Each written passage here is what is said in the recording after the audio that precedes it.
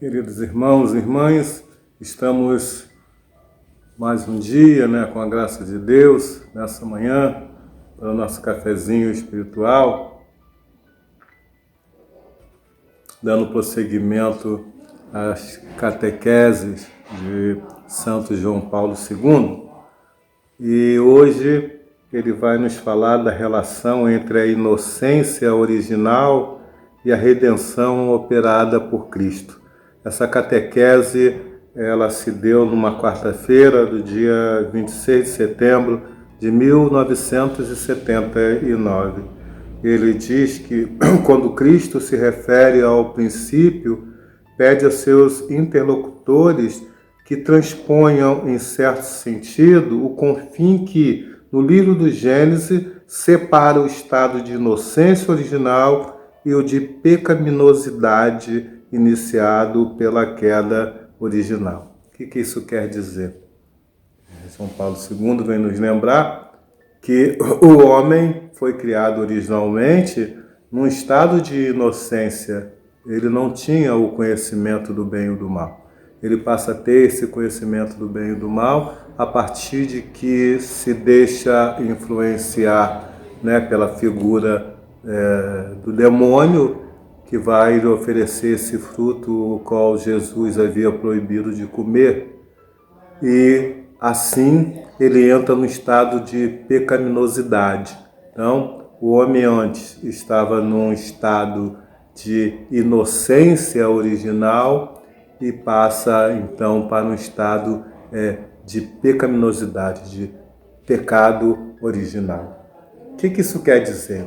Isso quer dizer que essa dualidade ela persiste, ela passou a estar no homem primitivo e ela está também no ser humano, no homem de hoje, em relação ao seu comportamento, em relação às suas atitudes. A gente percebe que está em nós ainda um restício dessa inocência, e a gente percebe isso pelos nossos atos. Quando nós conseguimos ali fazer um ato de caridade, quando nós conseguimos socorrer o irmão, quando usamos de forma honesta em nossa vida, isso é resultado ainda dessa inocência original. Porque se nós vivêssemos somente no estado pecaminoso, nós jamais teríamos condições de fazer essas escolhas para o bem. É justamente essa árvore misteriosa que divide esses dois comportamentos do homem. O homem enquanto inocente, e o homem enquanto no estado de pecado. Nós percebemos isso justamente quando o homem lança a mão do fruto da árvore do conhecimento do bem e do mal, ele também lança a mão no livre-arbítrio. Ele passa a ter esse livre-arbítrio, que é a capacidade de se fazer o bem ou de se fazer o mal. É esse o centro desta árvore que nos acompanha até hoje. Então é preciso que nós saibamos nos policiar nesse sentido de saber que em nós está uma árvore que nos divide em dois comportamentos. Um comportamento inocente e um comportamento pecaminoso. João Paulo II vai falar também, após essa explanação sobre esses dois estados, de inocência e de pecaminosidade, ele vai nos falar da redenção e vai nos dizer que essa redenção ela se completa justamente na vinda de Jesus. Essa redenção ela é dada ao homem, e de uma vez só ao homem primitivo como ao homem de hoje e o homem vindouro. É justamente quando o credo nos faz que é o credo incluído na missa dominical, o credo ensina que Jesus desceu à mansão dos mortos.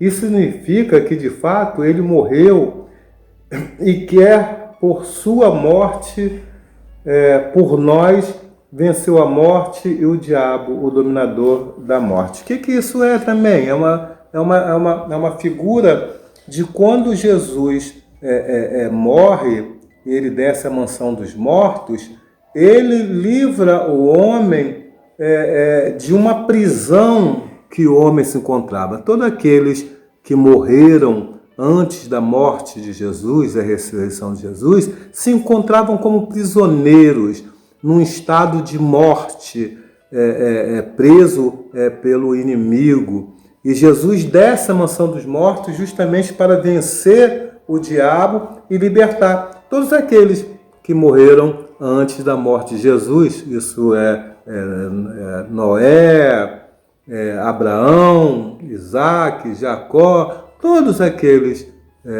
que morreram antes de Jesus encontravam-se tipo como prisioneiros.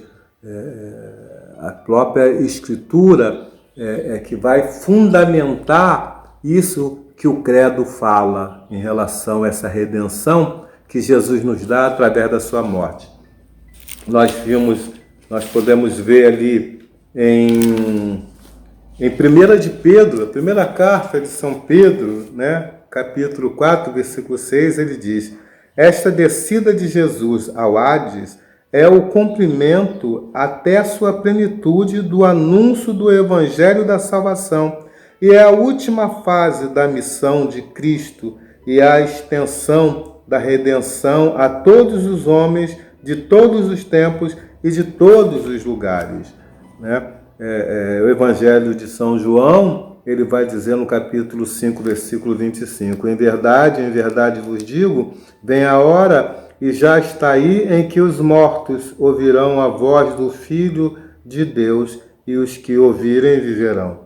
Em Apocalipse, capítulo 1, versículo 18, pois estive morto e eis-me de novo vivo, pelos séculos dos séculos, tenho as chaves da morte e da região dos mortos.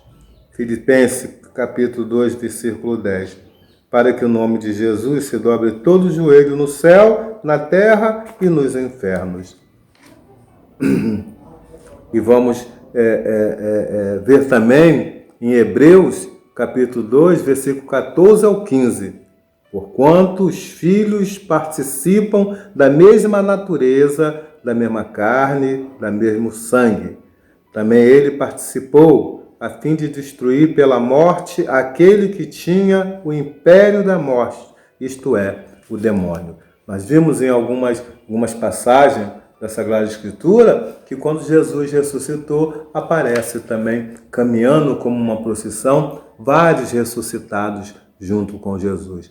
Então, essas três condições que é a vida do homem, que a vida do homem se transformou. Ele tinha uma vida de inocência original e ele pelo seu sentido de aventura, ele se deixa influenciar pelo inimigo e passa para um estado de pecaminosidade que poderia ficar para sempre nessa dualidade, um tanto inocente e um tanto pecador. Mas Jesus, ele nos traz a redenção quando ele